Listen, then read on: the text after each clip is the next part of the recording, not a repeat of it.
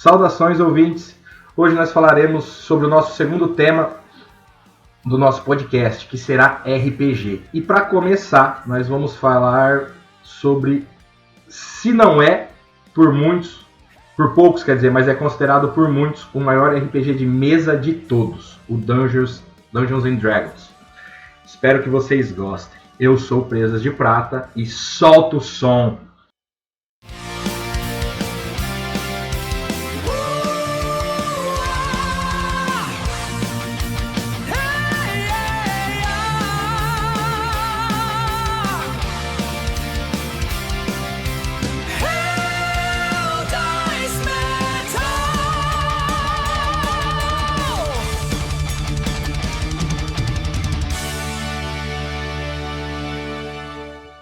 Três dados para os jogadores de GURPS sobre esse céu.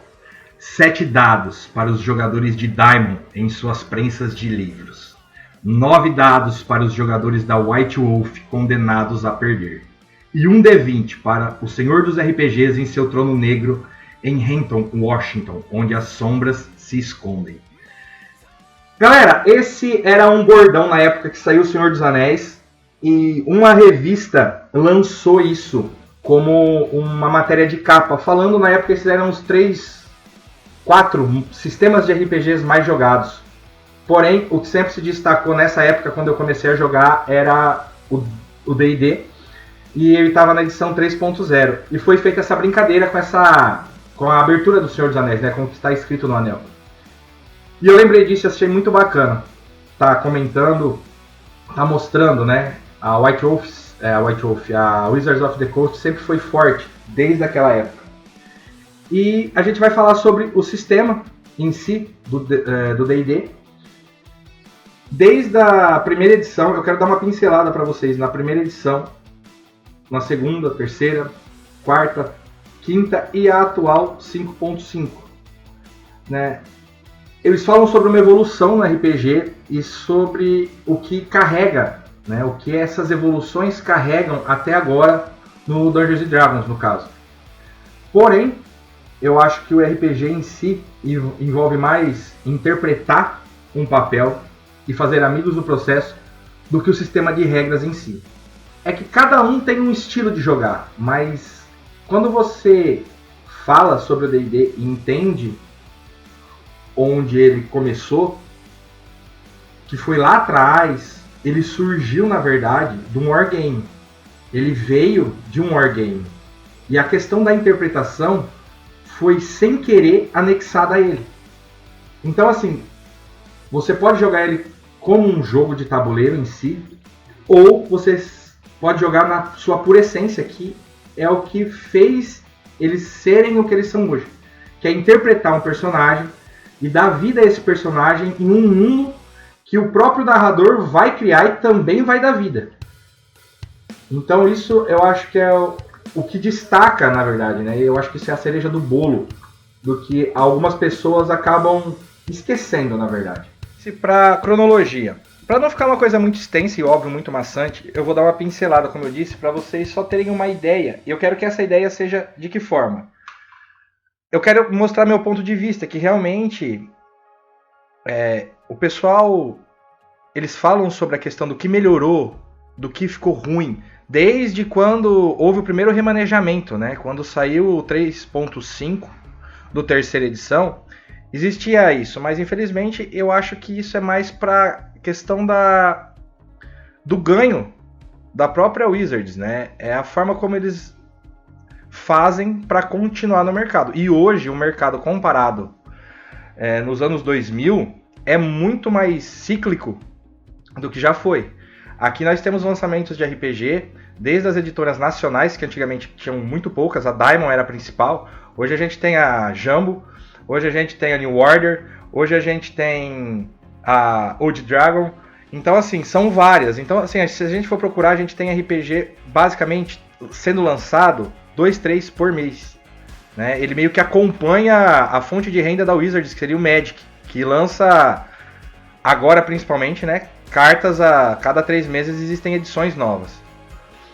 E a cronologia em si se destaca com o primeiro D&D, o Chainmail, que é de onde surge o RPG, né? Que vem realmente do Wargame e ele foi sendo adaptado para que isso ganhasse características de evolução para os personagens que eles queriam. Eles viram uma forma de quantificar isso.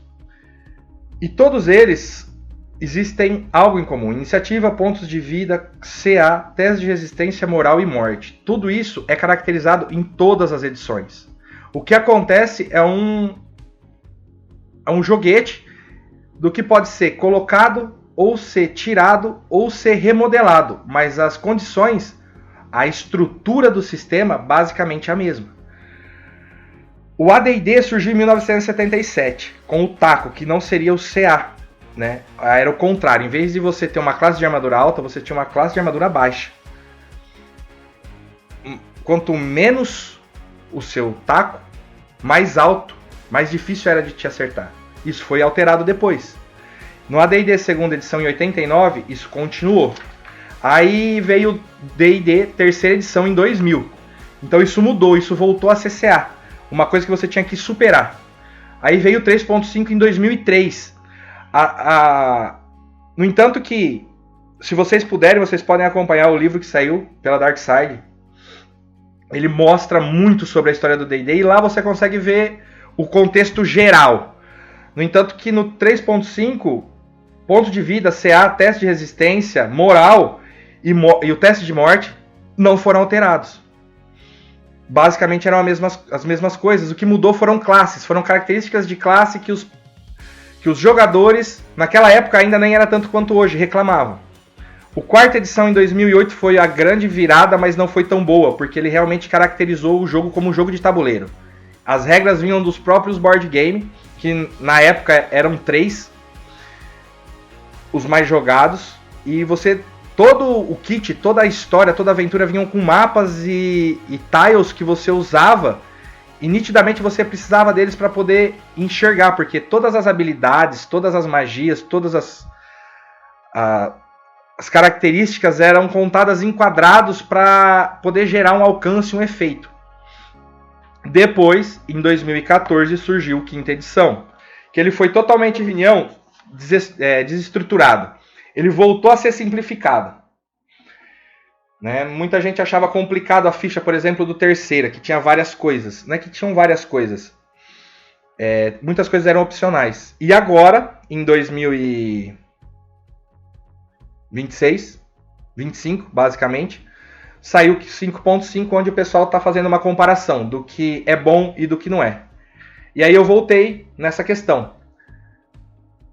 Muitos vão gostar, porque algumas classes melhoraram, mas aí vai de como você joga. A verdadeira essência da coisa não tá no que mudou, não. A gente já jogava, na minha época, fazendo certos ajustes que a gente foi ver acontecer depois. Mas a gente achava aquilo legal da forma como a gente fazia. Então a gente enquadrava as regras da nossa vontade, independentemente de como fosse. Mas tem muita gente que acompanha aquilo, usa aquilo como literalmente, né, um livro de regras. Mas a primeira regra, que é a regra de ouro, que está escrito em todo livro de RPG. Se você não for de bem com as regras, você tem todo o direito de alterá-las. Essa é a função do mestre. Então, assim, na minha opinião, e essas são as questões dos meus pontos de vista, na verdade, é que você faz o teu RPG, independentemente do sistema e da estrutura que esse sistema enquadra naquele mundo. Outra coisa que prejudicou muito e o que fez surgir, na verdade, o interesse em muitas editoras, né? Com a chegada do 3.0, houve o Open Game License. Todo mundo poderia usar o sistema D20 para lançar mundos e conteúdos sobre. Isso foi revogado há cerca de um ano, que a Wizards fechou isso. Então, muitos do que usavam o sistema de D&D e acompanhavam e lançavam material sobre isso, pararam e começaram a reestruturar esse D&D para criar seus sistemas. Isso aconteceu muito com o Tormenta. A própria Jambo fez isso. Agora nossa convidada vai fazer algumas perguntas que eu acho que ela achou interessante fazer. Eu espero que vocês gostem. E aí, galera, algumas perguntas, né? Como Presas de Prata reforçou, né? Aqui é a nossa opinião. Ele joga há muitos anos, eu sou iniciante em todos os sistemas, mas o D&D é o meu favorito, sempre foi, é o que eu comecei, é o que eu mais gosto, né? Então eu vou fazer algumas perguntas pra ele que já joga há um tempo, né? E aí a gente vai seguindo. Bora lá pra primeira pergunta. Qual que é a sua opinião sobre o D&D, os lançamentos dos livros anuais, né? Às vezes anuais, às vezes demora, né? Mas você viu alguma evolução muito drástica agora, recentemente, entre o 5, 5.5 ou o 4 pro 5? Teve, né, aquela discussão de que o 4 era péssimo. Poucas pessoas gostaram, né? Mas raras pessoas gostaram do 4, na verdade, né? E aí veio o 5, já teve essa revolução do 4 pro 5. E qual que é a sua opinião sobre isso, né? O que você acha? Bom, em relação a D&D, as evoluções em relação, eu acho que só são um rearranjo de conceitos e regras que eles utilizam, né, para poder estar no mercado. Esse é o ponto principal, né? A que está lançando o D&D atualmente, ela já lançou o mapa, né, entre aspas, dos próximos livros que são lançados. Todos os livros que são lançados já foram barganhados com direito, barganhados no sentido comprados. Então, aqueles livros que vão ser lançados, eles já estão comprados como direito da editora para estar lançando eles. Se por um acaso, como isso acontece? Isso aconteceu nos outros também. Por exemplo, na época que era Devir, quando foi lançado a coleção de histórias do 3.0, as duas últimas histórias não foram lançadas. Por quê? Teve uma queda de venda. E foi quando foi relançado o 3.5. Nessa queda de venda, eles não resolveram contratar o restante. Porque quando eles contratam eles têm que contratar uma leva de livros. Eles não podem fazer um ou dois. Existem acordos que são feitos para aquela quantidade de material para ser lançado. Então muitos livros acabavam não sendo traduzidos. E que nem agora, se isso for bom, provavelmente vão vir mais livros. Mas obviamente que já pegou, teve uma grande procura, né, uma grande venda. Então assim, essa busca é mais, eu acredito, pela Wizards na questão do financeiro, né, do lucro. E dessa forma, muitos, isso é interessante para quem começa agora, porque eles vão esmiuçando, né? Porque eles têm muita ideia de atrair, porque o público antigo já joga. Quem gosta já vai comprar. Ou muitos só simplesmente vão continuar jogando o que jogam. Mas atrair um público novo é fundamental para que eles continuem vendendo. Então, é isso. E a mudança drástica realmente se sai do quarta para todos os outros, na verdade. Para os anteriores e para os posteriores. Porque o quarta foi modulado em cima realmente de uma estrutura para, naquela época, lá fora, os materiais são muito mais fluidos do que aqui no Brasil, né? Chega-se muito mais coisa. Aqui muita coisa você teria que importar. E o que é traduzido se torna às vezes muito caro. Principalmente nessa época do quarta. Então aqui não pegou tanto. Por questão de miniaturas, mapas e tudo mais. Você gostou da quarta edição? Foi na quarta que entrou o Typhling, né? Sim, eu gosto da quarta edição, acho bem interessante. Só que muitas pessoas jogam realmente porque ela diz o que você tem que fazer. E muitas pessoas se prendem no poder. Você vai jogar com todas as classes, elas têm como o board que você jogou, a Masmorra do Mago Louco. Você tem poderes diários, poderes semanais, poderes por encontro. Isso você usava no RPG. Então quando você gastava esses poderes, você tinha que fazer um descanso. No board game você usa a ficha de pulso para voltar isso. Quando você cai, você usa o pulso e acorda. Então essa mecânica ela foi diluída e jogada no sistema. Então era basicamente um board game mesmo. Ah, certo. Então, muitos não gostaram. E os que começaram, quem não tinha material, você comprava os livros básicos, eles não vinham como vinham lá fora, com o material já incluso. Aí você ia comprar as histórias, você tinha que comprar tiles, você tinha que comprar miniaturas, e aqui isso se tornou caro. Muitos deixaram de jogar por isso. Entendi. No entanto que ele não durou muito. Ah, perfeito. E agora, partindo para a segunda pergunta, né? O que eu mais gosto de jogar é Druida ou Ranger, né? E de Typhling, Elfo, acho que são o que eu mais jogo, né? Toda vez que eu vou criar um personagem, sempre vem esses na minha cabeça. Você tem alguma classe favorita, raça, hoje atualmente é espécie, né? Favorita que você joga mais? No D&D foi o Elfo Druida, mas eu gosto muito da classe do Draconato, Guerreiro ou Bárbaro. Ah, Draconato. Draconato é legal também. Terceira pergunta. Se fosse começar do zero, jogar amanhã, nunca jogou D&D, né? Qual edição você escolheria? Qual você acha mais fácil para começar? A gente não jogou ainda, né, o 5.5, não deu tempo ainda de comprar, mas observando as mudanças que a gente viu, né, com o pessoal que comprou, pensando em todas as edições lançadas, qual que você começaria hoje, indicaria pro pessoal começar a jogar? Bom, por conta de você poder encontrar livros em mídia digital na internet, tipo a Biblioteca Élfica, que ajuda Pirataria, muito. né? A pirataria. Não é pirataria. Ah, entendi. Você tem o seu arquivo no seu computador. Hoje muitas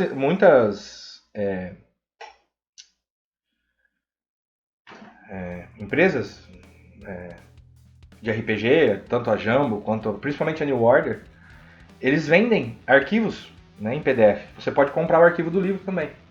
Boa. Então, assim, tendo acesso a todos e se eu pudesse escolher, né, eu continuaria com 3.0. Mas não era mais difícil? Uma ficha não é mais complicada? Não, eles acham a ficha mais complicada, mas ela não é mais complicada. Ela segue o padrão de todas as outras fichas. Você vai ter uma estrutura de atributo, ataque. O que seria... Você vai ter bônus base de ataque, o que no 5.0 vai ser o tua virtude, né? Que você ganha, que ela sobe durante os níveis que você sobe. E a única diferença, lá você é uma diferença. Lá você tinha uma lista de perícias onde você distribuía pontos. Aqui a única coisa muda a forma de distribuir. A classe e a raça vai te dar. Lá também te dava, porém aqui você tem que escolher. Lá você distribuía pontos. Aqui você escolhe, você já coloca no que você é treinado ou não. Lá você distribuía pontos, ou seja, a mecânica só ela troca. Mas a base é a mesma. Hoje voltaram os talentos no 5.5. No 5.0 era uma regra opcional. No terceiro foi onde os talentos surgiram, que são as melhores coisas que inventaram. Na sua opinião, o talento é top. Sim, as magias, verbal, gestual, foco divino. Isso vem desde lá de trás. Hoje tem também. A única coisa, você pedia teste de concentração. Hoje, às vezes, você não pede, mas se for uma coisa muito difícil, você pede, dependendo da dificuldade, para manter a magia. Então, assim, são coisas que estão, mas que você pontua e usa conforme a necessidade. Se você for comparar grosso modo, são as mesmas coisas, só que de outra forma. Aplicadas diferentes, né? Mas também você jogou mais o 3.0, né? Sim. Ah, senhorzinho. 3.0 e 3.5. Senhorzinho, galera. Não é mais de idade. Chegou a jogar a caixa, a primeira edição, ou não? Eu cheguei a jogar, mas não joguei o jogo da caixa. Eu joguei uma aventura num evento de RPG aqui na cidade, foi onde eu conheci, que foi um encontro regional, e foi onde eu comecei a jogar. Eu joguei a primeira vez o D&D, numa história onde a gente foi até a busca de uma quimera, e era a primeira versão, mas não foi a masmorra de Zanzerden, que é a história da primeira caixa. E pra jogar RPG, se fosse escolher hoje, claro, né? RPG de mesa, né? Mas já jogou virtual também, né? O que você acha do virtual? Pelo Discord, o pessoal joga bastante, né? Eu diria que, assim, o virtual seria a forma como a gente se comunica, né? Tipo, ele... Na verdade, o RPG que a gente usa dessa forma, pra quem joga, pra quem joga da forma como eu jogo, interpretando, que é o principal, criando lore, história, que é o que foca a ideia, por isso que o storyteller é mais fluido e a gente não joga o storytelling nem o Storytelling e nem o quinta edição. A gente está jogando o antigo. Você precisa ouvir mais, você precisa falar também, e é menos visual, porque você vai estar realmente, como o podcast, você vai estar ouvindo o narrador e você vai participar. Então você não tem a mesa, você não tem os dados, você não tem mapas, você não tem miniaturas. É você e ele contando uma história. Então, assim, se realmente você não tem aquela coisa que foi a primeira vez quando a gente jogou, sem ser nessa amostra de RPG, que tinham miniaturas e tal, quando depois a gente foi jogar por conta, que a gente simplesmente usou uma revista, 4 dados de 6 lados e folhas de papel e lápis, e a gente jogou por questão de querer criar e contar e imergir nisso.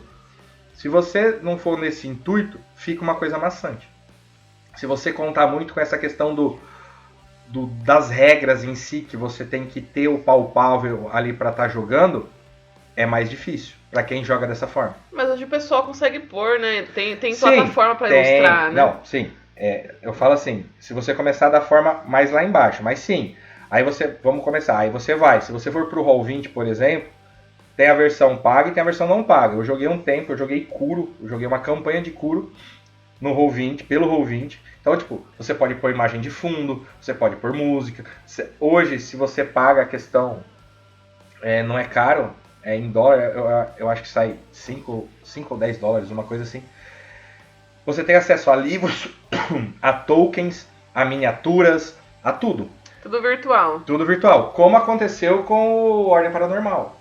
Ah, sim, muito bacana. É o exemplo maior de um RPG virtual onde você tá imerso no jogo por uma questão de estar usando recursos ali que te fornecem isso. Desde mapas pelo notebook, as fichas deles eram por tablets, então assim, tem toda uma estrutura ali. Mas eu quero dizer assim, muita gente não vai, às vezes não tem isso para começar. E se você começa do outro jeito, não é ruim. Eu achava, na verdade eu nunca fui a favor disso, né? Você é antigo, né? Os antigos gostam da mesa mesmo. E isso foi muito bom, porque se eu não tivesse aprendido a jogar, eu não estaria jogando até hoje. Mas hoje tem gente que joga até com a IA, né? Pra dar. Porque às vezes você não tem. O mais difícil de jogar RPG não é nem jogar RPG. O mais difícil é juntar todo mundo pra jogar, né? Porque ou trabalha, ou estuda, ou não pode, ou a mãe tá não sei aonde, né? Então muita gente joga sozinha pela própria IA, pedindo histórias, pedindo pra continuar, né? É uma maneira também aí, gente, pra quem, né, tá sozinho e quer jogar de qualquer maneira, né? Mas eu acho que nada substitui o RPG de mesa mesmo. É muito legal você ver a miniatura, você ver a mesa montada, o conjunto de dados, né? É muito, muito, muito diferente. É outra experiência, né? Isso aí. E finalizando então as perguntas agora, pessoal. Vamos partir para as dicas de RPG, dicas de canais. Acho que o mais famoso aí, que acho que a maioria do pessoal que joga conhece, é o Critical Role, né? Só que a galera em inglês, né? Tem as legendas do YouTube agora para acompanhar, para quem não fala, né? Mas dá para acompanhar com as legendas do YouTube, que às vezes traduz errado, às vezes não. Mas tem mais canais, né, de RPG que dá pro pessoal acompanhar, que é brasileiro, que é muito bom, né? Como a Noite de Jogos, inclusive, pessoal da Noite de Jogos aí, se chegar a escutar esse podcast, vamos continuar? Tá na hora, né? A gente tá esperando. Uma sugestão, pode continuar aí, vai. Sim, são muito bons, inclusive as 2 temporadas, né? O pessoal que joga é maravilhoso. Nossa, eu adoro, eu sou muito fã. Como o pessoal do Critical Role, né? Que são todos formados aí em teatro e etc. Mas, mais nacional, a gente tem o pessoal da... Hoje, eu não sei, eu acredito que o canal deles esteja, né, funcionando. O Grimório da Vovó e a Formação Fireball. Lá tem muito material de D&D. Lá eles destrincham desde você a fazer ficha até a lore do cenário. Eles são muito bons, o Pedro e o Roxo. Hoje o Pedro, ele dá até cursos relacionados à narração, inclusive eu pretendo fazer um, a criação de cenários e tudo mais. Eles estavam no DOF, a gente foi no DOF esse ano, foi maravilhoso. Mais recente, vocês vão ter a Ordem Paranormal com o Selbit, né, que foi patrocinado, feito, né, pela pela Jambô. Então dá pra assistir, é muito bom também. Bem legal, bem ilustrativo. A gente tem, eu gostei muito também pelo TikTok que eu conheci no fundo da Dungeon. É muito bom também, ele fala muito bem, ele explica muito bem e ele criou um cenário próprio. Em relação a filmes, pessoal, óbvio, os Dungeons & Dragons, desde os antigos até os novos, Caverna do Dragão são os mais comuns, mas aí tem algumas coisinhas que eu acho interessante, né? O Stranger Things, todo mundo conhece, mas antes, pra quem gostava, né, pra quem já jogava, sempre queria procurar alguma coisa relacionada em filmes, né? E tem dois, chama The Shannara Chronicles, ou As Crônicas de Shannara. Lá, ele lembra muito o RPG Numenera. Exatamente como. E eles encontram um conjunto de dados de RPG como um artefato. E é muito bacana, é um conjunto de D20. Tem um D20, um D10, né, os conjuntos de D&D.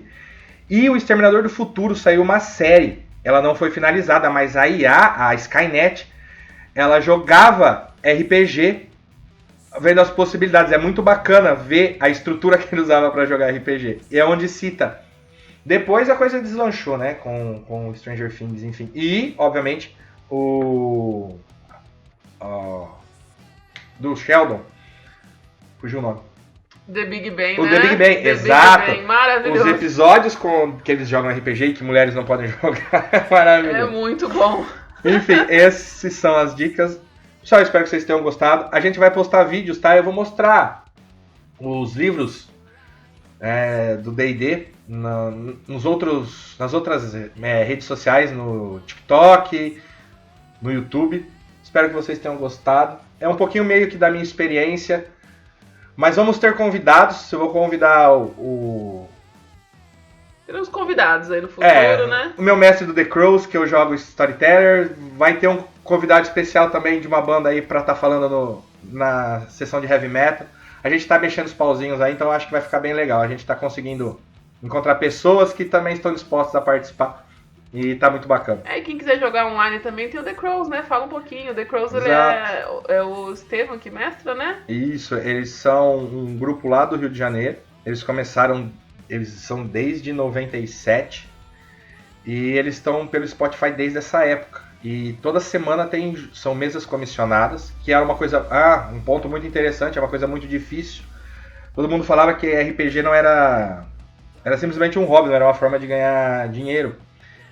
E realmente dá pra fazer isso. É que o pessoal tem um pouco de preconceito com isso, mas que nem o Estevam, que é um amigo e mestre, ele tem as mesas comissionadas, então existe... E ele é dedicado, né? Todos que jogam, né? Ele tem todo o material, tem toda uma lore do seu personagem, criação de ficha, tudo. E... Muito bacana, pessoal, pra quem começar também. As mesas rolam toda semana, você combina seus dias. Storytelling, né? É tudo agendado certinho, um cronograma, um planejamento. É bem bacana mesmo pra quem quer começar. Eu conheci eles no TikTok, eles têm um canal lá, o The Crows, deem uma olhada, The Crows RPG. São vídeos incríveis de vampiro, lobisomem. E tem os outros, né? As outras criaturas do mundo das trevas, né? Mago, Changeling. E fica uma dica pra vocês aí. E, pessoal, quem quiser comentar aqui pra nós o que vocês estão achando, deixa um comentário aqui no podcast, dúvidas, ou comenta aí qual que é a classe, a raça / espécie que vocês jogam mais, que vocês gostam mais, sistemas que vocês estão conhecendo. Estamos conversando para manter o podcast aí mais ativo, tá bom? Então é isso, pessoal. Eu agradeço. Por hora, obrigado e até mais. Falou!